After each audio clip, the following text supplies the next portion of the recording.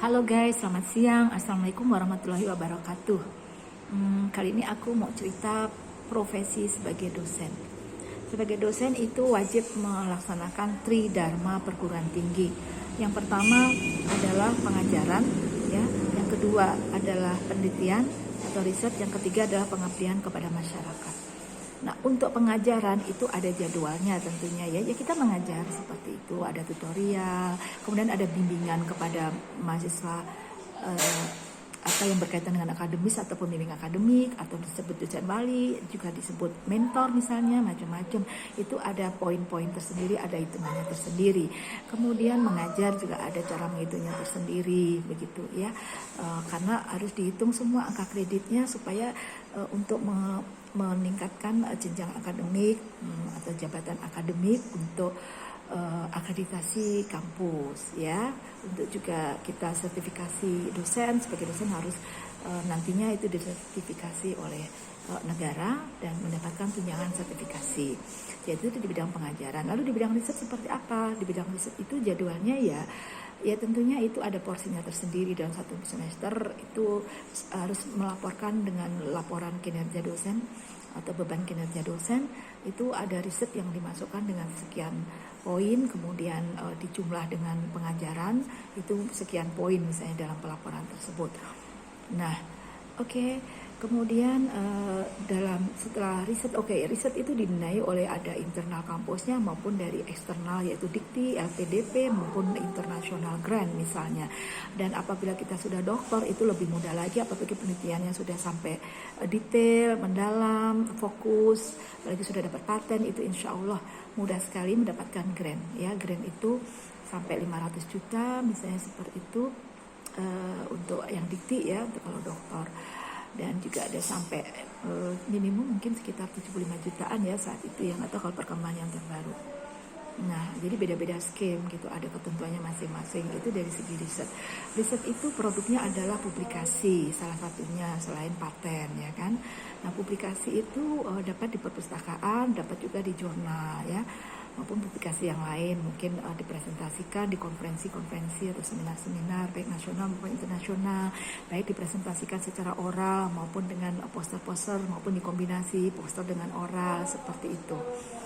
Nah, itu ada kum-kumnya masing-masing. Yang internasional ada yang bereputasi, misalnya yang terindeks di Scopus misalnya begitu, dan mempunyai impact factor atau IF yang berbeda-beda seperti itu.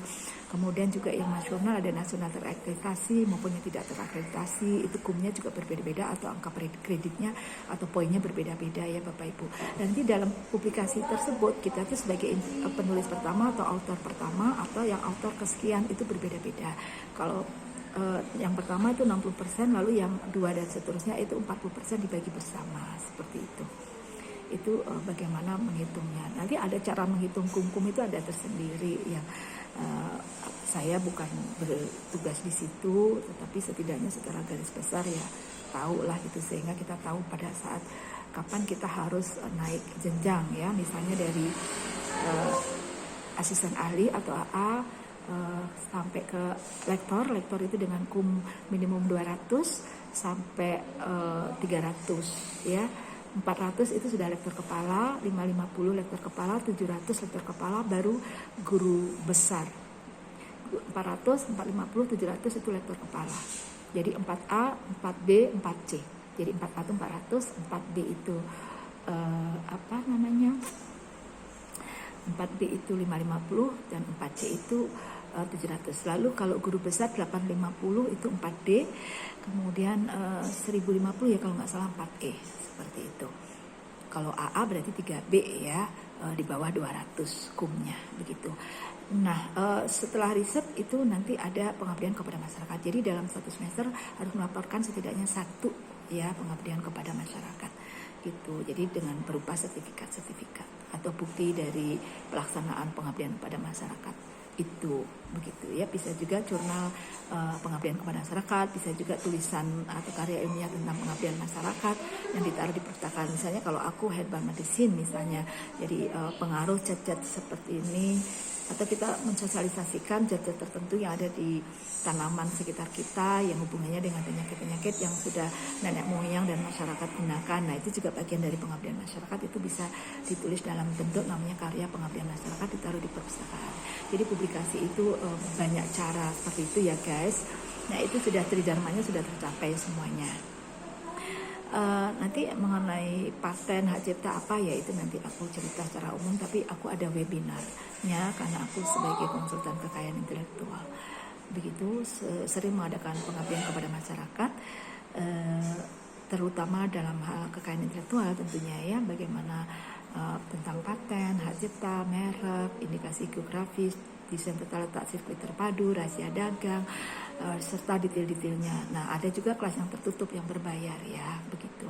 Biasanya mengikuti adalah konsultan kekayaan intelektual yang terdaftar, kemudian advokat, lawyer, pengacara juga, tim-timnya ya kan, kemudian dosen, guru, peneliti, pegawai BUMN, pegawai Kanwil, pegawai kementerian juga ada, bahkan pemeriksa merek ada, masih banyak lagi ya, mahasiswa, pelajar, guru,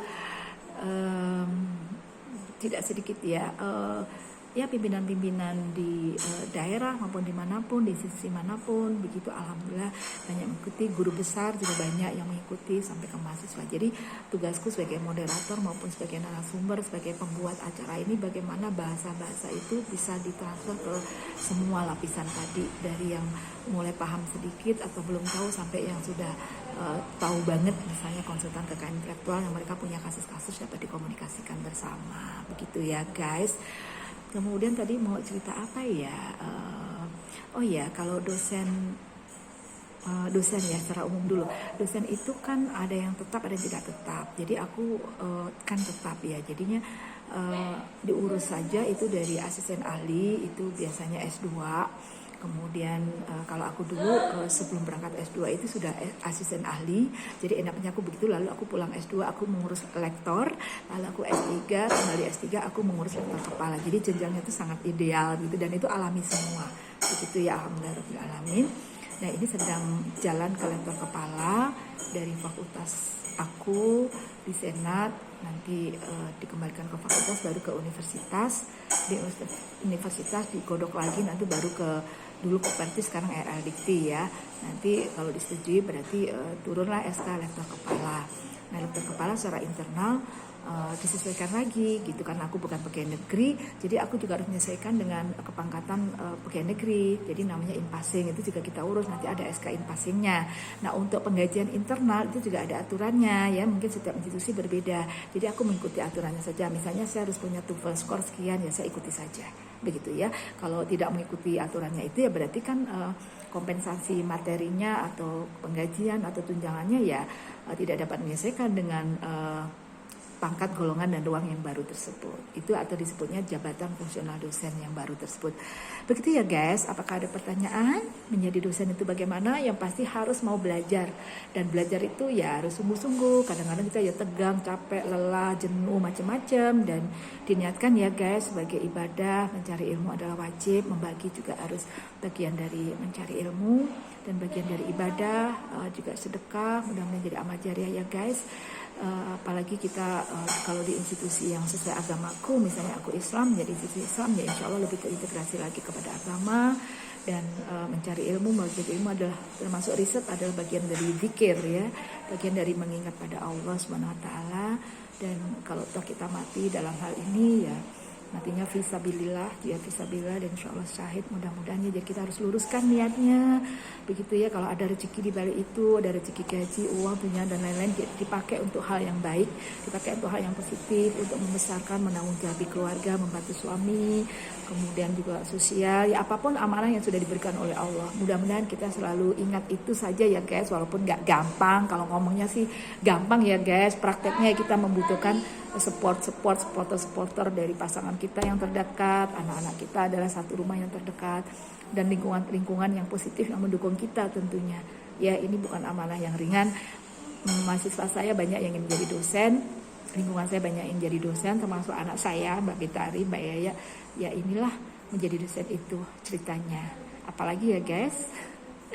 Kalau aku sih ini di luar mindsetku, dan mengapa aku oleh Allah dijadikan dosen, mungkin memang aku disuruh belajar, mungkin karena aku dianggap tekun oleh Allah sejak kecil dan disuruh belajar karena aku pinternya, mungkin dianggap pinternya harus dengan belajar, harus menjadi dosen, ya pahalanya mungkin didapatkan dari sini walau alam. Dan itu melalui perintah suamiku gitu. Suamiku kan melarang aku keluar dari dosen ini, dan sebenarnya saya harus menikmati ini semuanya, mensyukuri sebagai amal ibadah, dan aku bahagia kalau mahasiswaku jadi mengerti, jadi senang belajar dengan aku pun juga belajar dari mereka, begitu ya guys. Dan menjadi dosen, kalau aku melayaninya tidak hanya di kelas, tidak hanya di ruang Zoom saja, tetapi aku welcome 24 jam dengan misalnya WA, dibuat WA grup maupun tidak, tapi mereka bertanya apa saja, ataupun aku ingin membagi apa saja di situ, misalnya membagi literatur, membagi apapun lah, informasi apapun, begitu tugas-tugas juga, termasuk literatur yang dari YouTube misalnya, untuk membantu mempermudah mereka belajar, ya aku share, begitu ya guys. Nah, sekali lagi aku masih taraf belajar guys, gitu.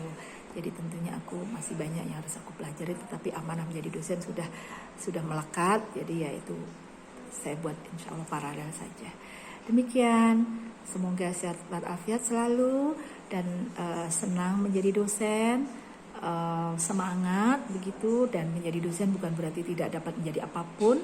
Mahasiswa saya banyak menjadi pengusaha, mempunyai klinik, rumah sakit, dan mereka juga ingin jadi dosen, why not, ya kan? Yang sudah menjadi politician, menjadi apapun, membagikan pengalamannya dengan jadi dosen itu tidak sesuatu hal yang sulit dan berat, dan itu mengalir ya insya Allah. Begitu ya guys, dan bukan ditujukan untuk mencari uang, nanti akan kecewa, belum tentu uangnya sesuai yang diharapkan, belum tentu sesuai dengan effortnya, misalnya seperti itu. Tetapi bahwa itu bagian yang harus disyukuri, itu menghibur, dan itu dapat juga dipakai untuk hidup bersama, menanggung jawab keluarga dan lingkungan, itu insya Allah juga, itu kan Allah ya yang mencukupkan, yang mengaturnya semua. Jadi itu saja sih guys perkembangan aku dari dulu belum mengerti apa-apa sehingga menjadi dosen, sehingga menjadi orang yang tua seperti ini ya. Baiklah, see you. Assalamualaikum warahmatullahi wabarakatuh. Semoga bermanfaat, sehat walafiat, bebas dari segala penyakit, apalagi COVID ini, dan segera selesai pandemi ini oleh Allah diputus, dan kita mendapatkan hikmahnya.